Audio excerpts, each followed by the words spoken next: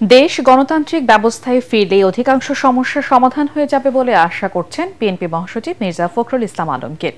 রাজধানীতে এক সেমিনারে তিনি বলেন, বিএনপি সবার আগে সংস্কার চায়, আর তা হতে হবে জনগণের চাহিদা মতো। আরেক অনুষ্ঠানে দলের স্থায়ী কমিটির সদস্য আমির খসরু মাহমুদ চৌধুরী বলেন, যারা নির্বাচনকে ভয় পায় তাদের রাজনীতি থেকে দূরে থাকা উচিত। কামরুজ্জামান রাজীবের রিপোর্ট।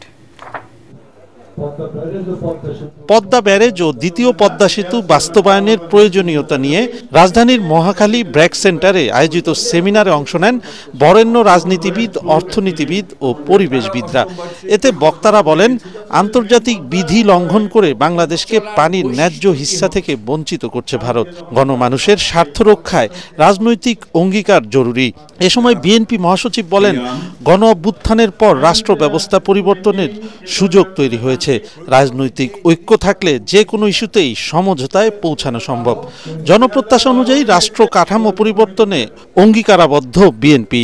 আমাদের দেশের মানুষ উপরে উঠতে চায়, উন্নতি চায়, একটা সত্যিকার অর্থে গণতান্ত্রিক ব্যবস্থা চায়।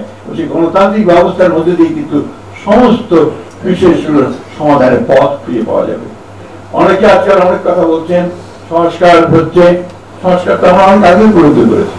জনগণের যেটা প্রয়োজন এবং কালের যুগের সঙ্গে সঙ্গে পরিবর্তন আনা দরকার, রাষ্ট্র কাঠামোর যে পরিবর্তন আনা দরকার, সে ব্যাপারে আমরা অত্যন্ত সচেতন। সব মশার বিরুদ্ধে সুরক্ষা দিতে এলো বসুন্ধরা এক্সট্রিম অ্যারোসল, মশার বিরুদ্ধে এক্সট্রিম সুরক্ষা।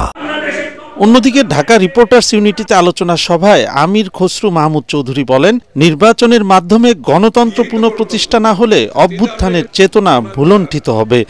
নির্বাচিত জনপ্রতিনিধি না থাকায় পুলিশ প্রশাসন কাজ করছে না, থমকে আছে বিনিয়োগ। কিছু লোক শুরু করেছে নির্বাচন বিরোধী কর্মকাণ্ড, গণতন্ত্র বিরোধী কর্মকাণ্ড। যে সমস্ত দেশে এই সমস্ত কর্মকাণ্ড বেশি দিন চলেছে, সেই দেশগুলোতে গৃহযুদ্ধ হয়েছে, সেই দেশগুলোতে অশান্তি হয়েছে, বিভাজন হয়েছে। আমরা কি বিপ্লব ফেল করতে চাই? না চাইলে তো আপনি যাদের জন্য যুদ্ধ করলাম, যাদের মালিকরা নিয়ে এতদিন কথা বললাম, তাদের মালিকেরা দিতে এত কষ্টের কি আছে?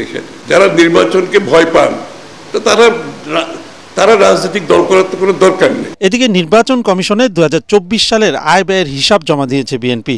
এতে আয় দেখানো হয়েছে 15,65,94,842 টাকা, আর ব্যয় হয়েছে 4,80,04,820 টাকা। এ সময় নির্বাচন বানচালের ষড়যন্ত্র প্রতিহত করতে নির্বাচন কমিশনকে সাহসী ভূমিকা রাখার আহ্বান জানান দলের সিনিয়র যুগ্ম মহাসচিব রুহুল কবির রিজভী। নির্বাচন কমিশনের যে ক্ষমতা, সেই ক্ষমতা তো সংবিধানের দ্বারা রয়েছেই, তার তো স্বাধীনতা রয়েছে। সেই ক্ষেত্রে নির্বাচন কমিশন আরো বড় দায়িত্ব পালন করতে হবে তাদের। কামরুজ্জামান রাজীব, এটিএন বাংলা, ঢাকা।